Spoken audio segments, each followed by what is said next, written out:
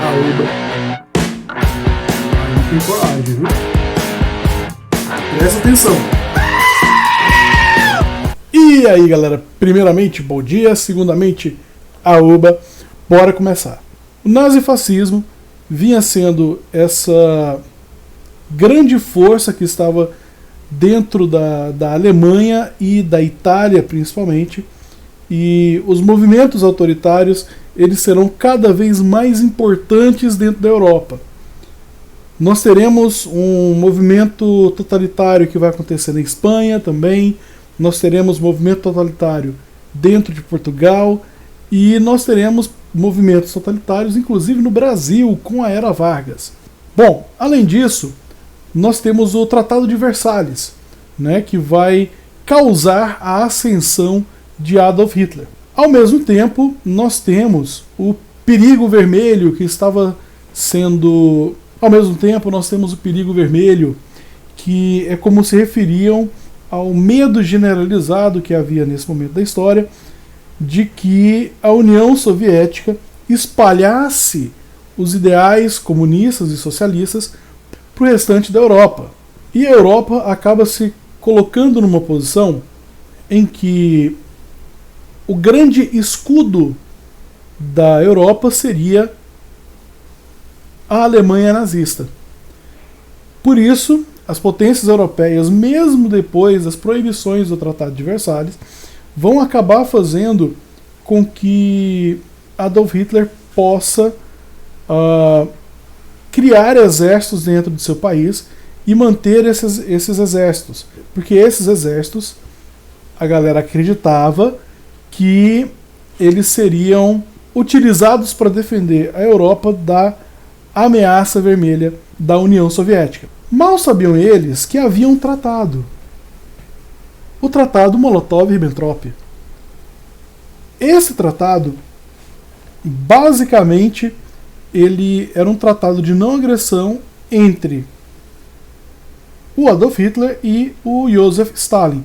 Ou seja, a União Soviética e a Alemanha tinham combinado de não se atacar.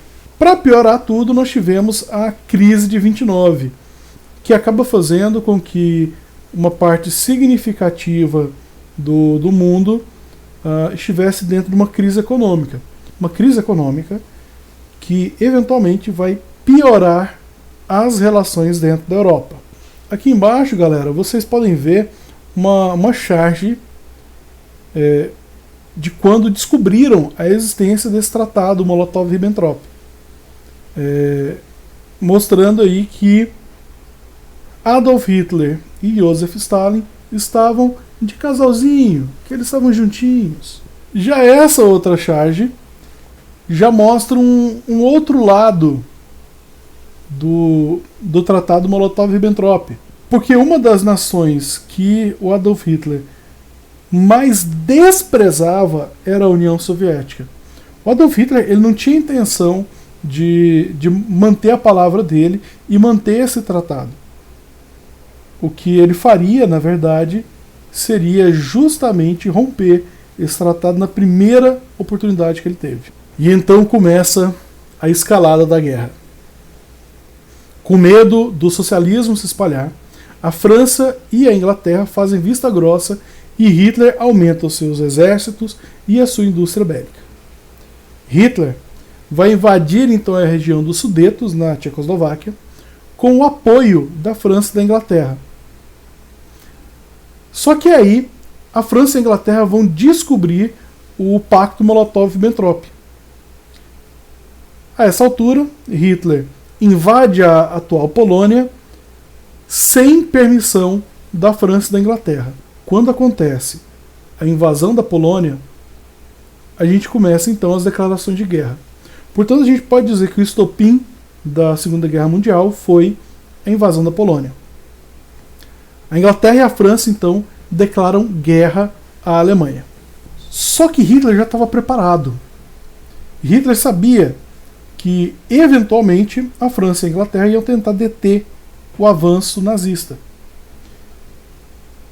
Em pouquíssimo tempo, as forças nazistas, as forças alemãs, conseguiram invadir a França e dominar completamente toda a parte norte da França. Essa tática que ele utilizou, nessa invasão rápida, forte e certeira, foi chamada de Blitzkrieg, aonde ele vinha com a sua força aérea, chamada de Luftwaffe. Essa força aérea bombardeava a região, e depois que a região já estivesse enfraquecida, vinham os tanques de guerra, tanques do estilo Panzer. Esses tanques, eles tinham uma armadura baixa, mas um poder de ataque muito alto. Eles eram construídos dessa maneira para que eles fossem mais leves e, portanto, mais rápidos. Então, esse ataque ele vinha de uma maneira extremamente decisiva. E então, depois das declarações de guerra, formam-se as alianças. Nós temos novamente duas alianças, né? Nós temos as potências do eixo, que é Alemanha, Itália e Japão. Lembrando, Alemanha e Itália sempre juntas. E na Segunda Guerra Mundial nós temos a presença do Japão, que vai se aliar às potências do eixo. Do outro lado nós temos os aliados, ou as potências aliadas, que são a França, a Inglaterra e os Estados Unidos. A União Soviética participa dessas potências aliadas mais ou menos, porque na verdade a União Soviética ela era meio que deixada de lado, né? Ninguém se metia na luta do Hitler contra a União Soviética. Lembrando vocês, o mundo ainda estava morrendo de medo da ameaça vermelha. Então, se o Hitler destruísse a União Soviética, para os aliados estava tudo bem. E essas alianças, elas são as alianças iniciais da guerra. Vários outros países vão acabar se juntando a esse conflito. E esse aqui em cima, senhores, é o estado do mundo em 1939. Vocês podem ver que em azul nós temos os aliados e em preto ou cinza nós temos as potências do eixo. Nesse mapa é muito interessante ver que a União Soviética ela está desconectada desses dois lados da guerra. Então a gente pode dizer que de certa forma essa guerra teve três lados, né? Os aliados, o eixo e a União Soviética. Mas isso é o ano de 1939. Veja o que acontece em seguida. Em 1940, o domínio das potências do eixo já aumenta bastante. Vejam aqui no detalhe que a Alemanha ela já consegue dominar uma parte significativa da França e de outras regiões da Europa. Em 42, o domínio alemão já era muito maior. E é em 42 que acontece a entrada efetiva, né, dos Estados Unidos na guerra, que vai mudar novamente toda a dinâmica da guerra. Estados Unidos novamente entrando com tropas mais descansadas, tropas mais frescas nesse sentido, e isso vai fazer com que os Estados Unidos tenham, obviamente, uma grande vantagem. Para a gente finalizar esses mapas, o mapa de 1944, aonde a França já havia voltado a seu estado independente da Alemanha, e o que sobra é basicamente a guerra no Pacífico, né? A guerra dos Estados Unidos contra o Japão. Esse avanço dos aliados ele culminou no dia D, né? Que foi em 6 de junho de 1944, onde depois de 3 anos de pressão soviética, os aliados ocidentais acabam invadindo o norte da França. Lembrando vocês, a União Soviética tinha conseguido barrar o avanço da Alemanha. Ao barrar esse avanço, 2/3 das tropas do Adolf Hitler elas estavam no lado soviético e não conseguiam derrotar o Exército Vermelho em Stalingrado. Em setembro de 1944, ou seja, 2 meses depois, as tropas do Exército Vermelho Soviético vão acabar avançando para a Iugoslávia e forçaram a rápida retirada alemã. Aqui, para quem não conhece, isso é um U-Boat. É um barco que se converte em submarino. Olha que doido, é uma tecnologia alemã que faz com que ele possa atuar como um barco, mas que para evitar embarcações inimigas, ele consegue submergir. Então, ficando assim muito mais fácil dele ser atacado.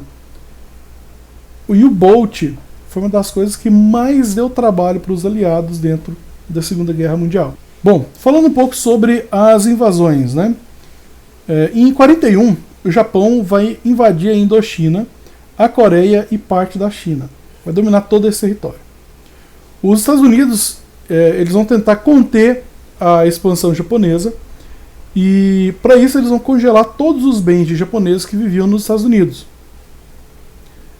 Como forma de retaliação, o Japão acaba atacando a base de Pearl Harbor, e isso vai ser o estopim que vai fazer com que os Estados Unidos entre definitivamente na guerra.